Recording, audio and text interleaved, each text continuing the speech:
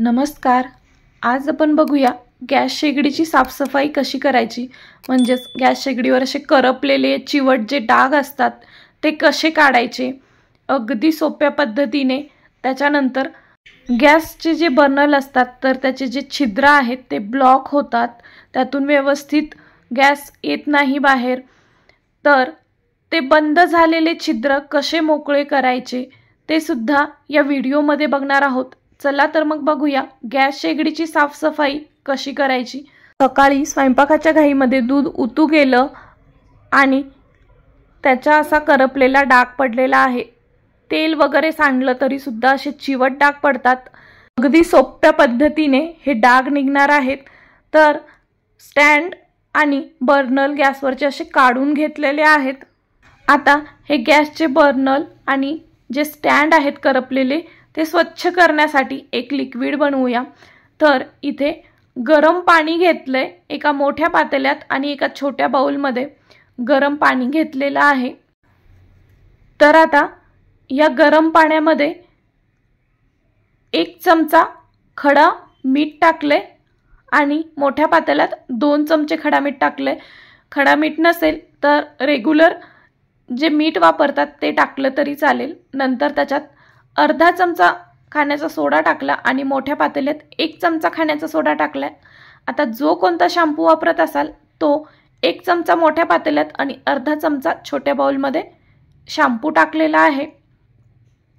आता याच्यात पिळायचा आहे लिंबू. तर छोट्या बाउलमध्ये 1 लिंबाचा रस आणि मोठ्या पातेल्यात 2 लिंबाचा रस पिळून घेणार आहे.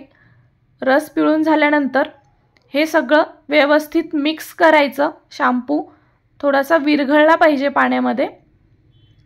1-2 मिनिटं छान मिक्स करून घ्यायचं. आता हे मिक्स करून झाल्यानंतर जो छोटा बाउल आहे त्याच्यामध्ये मी गॅसचे बर्नल भिजत ठेवणार आहे. मिठामुळं गॅस बर्नलचे जे छिद्र बंद झालेले आहेत ते मोकळे होतात आणि शॅम्पू, लिंबू, सोडा हे जे टाकले त्याच्यामुळं बर्नलसुद्धा एकदम स्वच्छ होतात. तर आता हे या पाण्यामध्ये भिजत ठेवलेलं आहे. आता मोठ्या पातेल्यातलं थोडंसं पाणी साईडला काढून घेणार आहे. हे पाणी वापरून गॅस शेगडी आणि ओटा साफ करायचा आहे. तर आता या पातेल्यात या गॅसच्या प्लेट आणि स्टँड हे भिजत ठेवायचं आणि हे भिजत ठेवले तोपर्यंत गॅस शेगडी, ओटा आणि ओट्याच्या वरती ज्या टाईल्स असतात त्या साफ करून घेऊ. तर गॅस शेगडी मी धुवत नाही, महिन्यातून एकदा वगैरे पाणी टाकून धुवते, पण रोज स्क्रबरनी घासते आणि ओल्या कपड्यांनी पुसून घेते. गॅस शेगडी जर सारखं धुतली तर लवकर खराब होते असं म्हणतात, म्हणून मग धुवत नाही. त्याच्यामुळं हे पाणी अगदी थोडं टाकलेलं आहे गॅस शेगडीवर. ओट्यावर थोडं जास्त आणि मागे ज्या टाईल्स असतात त्याच्यावर सुद्धा टाकून घेतलेलं आहे. आता जिथे जास्त करपलेले डाग पडलेत तिथे थोडंसं जास्त हे पाणी टाकायचं आहे आणि हे पाणी टाकल्यानंतर एक 7 ते 8 मिनिटं हे असंच ठेवायचं. आता 7 ते 8 मिनिटानंतर भांडी घासायचा जो स्क्रब असतो त्याने जो स्टीलचा भाग आहे तो स्क्रबरनी घासून घ्यायचा. जिथे चिवट डाग आहे तिथे थोडंसं जोर लावून घासा किंवा मग तारेचा स्क्रबर सुद्धा वापरू शकता, पण फक्त जो स्टीलचा भाग आहे त्याच्यावर वापरा. बाकी गॅसवरती जर तारेच्या याने घासलं तर स्क्रॅच येतात गॅस शेगडीला, म्हणून मग जो स्टीलचा भाग आहे तोच चांगला घासून घ्यायचा प्रेशरने आणि बाकीचा जो भाग आहे तो अगदी हलक्या हाताने घासायचा आहे. तर आता गॅस शेगडी पूर्ण घासून घेतलेली आहे. आता साईडला ज्या कडा आहेत तिथे स्क्रबर जात नाही, त्यामुळे सुरीने किंवा चमच्याच्या साहाय्याने अशा प्रकारे जे करपलेलं डाग आहेत ते काढून घ्यायचे आणि बघू शकता स्क्रबरनी घासल्यानंतर सगळे डाग निघालेले आहेत. तर आता गॅस शेगडीचे जे बटन आहेत ते अगदी सहज निघतात. तर ते सुद्धा असा खराब टूथब्रश असतो त्याने स्वच्छ करून घ्यायचे.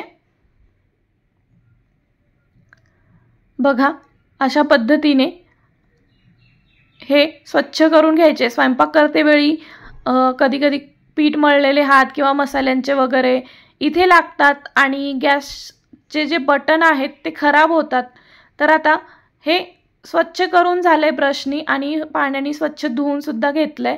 आता बटनाच्या साईडचा भाग एकदा कपड्याने पुसून स्वच्छ करायचा आणि मग हे बटन लावायचं। बघा किती सहज निघतं आणि लागतं हे बटन। तर आता बाकीचे बटन सुद्धा असंच स्वच्छ करून घेतलेले आहेत। आता गॅस ओटा घासून घेणार आहे। हे जे लिक्विड वापरले त्यामुळे चिकटपणा जो असतो गॅस शेगडीवरचा किंवा ओट्यावरचा किंवा मागे ज्या टाइल्स असतात तिथे फोडणीचे तेलाचे डाग उडतात तो सगळा चिकटपणा निघतो। अगदी स्वच्छ होतं गॅस शेगडी, टाइल्स, गॅस ओटा। तर आता मागच्या ज्या टाइल्स आहेत त्या घासून डायरेक्ट धुतलेल्या आहेत मी आणि गॅस शेगडी धुवत नाही म्हणून मग एका पातेल्यात पाणी घेऊन अशा प्रकारे एका कापडाने पुसून घ्यायची आहे। तर आता ही गॅस शेगडी स्वच्छ कापडाने पुसून घेतलेली आहे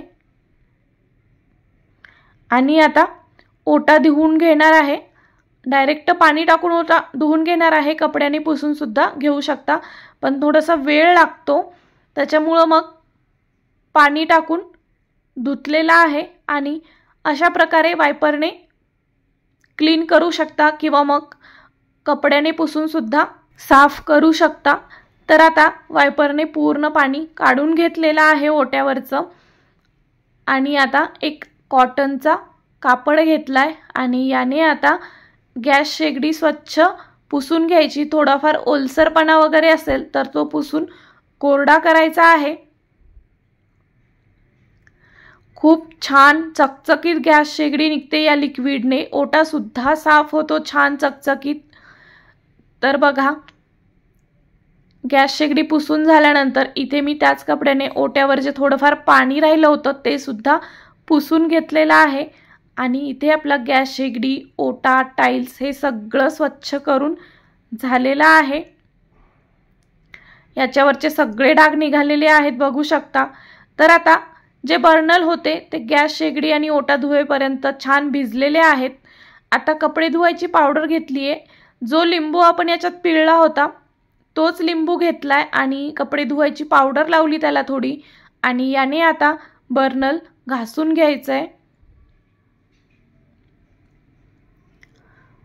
बघा अशा प्रकारे बर्नल घासून घ्यायचं।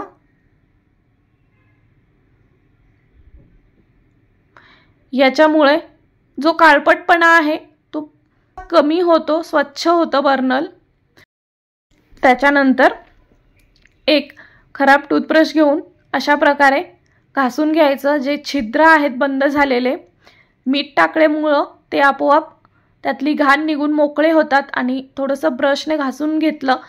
स्वच्छ पाण्याने धुवून पुसून कोरडं केले आणि बघू शकता जे ब्लॉक झालेले होल होते ते सगळे मोकळे झालेले आहेत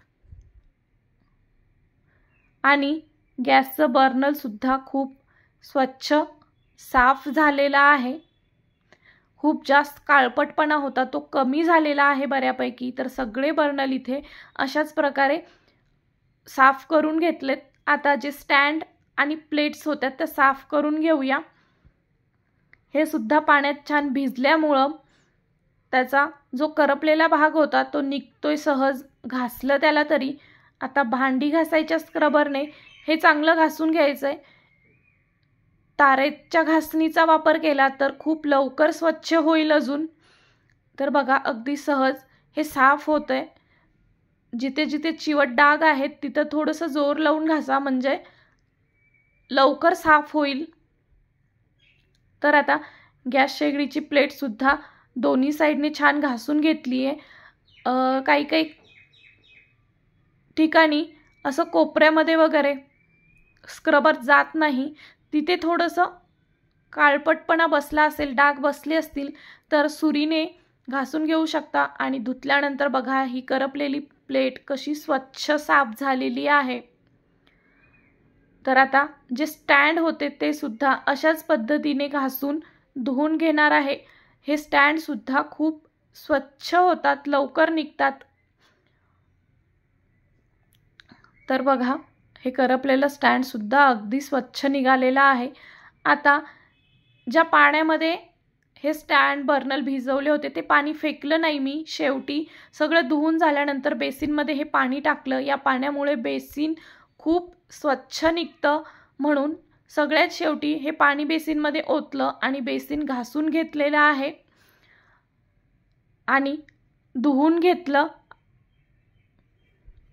खूप चकचकीत बेसिन निघतं या पाण्याने, त्याच्यामुळे पाणी फेकून न देता अशा प्रकारे बेसिन स्वच्छ करण्यासाठी ते पाणी वापरू शकता। खूप स्वच्छ निघालेलं आहे बेसिन, बघू शकता।